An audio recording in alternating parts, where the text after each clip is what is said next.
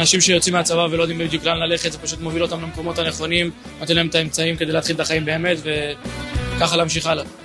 זה נותן בסוף זה נותן משמעות, גם אם השירות עצמו בגבעת יעבר, זה מחבר את הכל למשהו הרבה יותר גדול.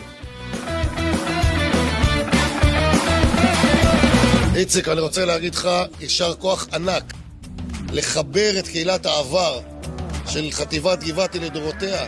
אתה יודע, זה אחד מהערכים החשובים שלנו ביהדות, ערבות הדדית.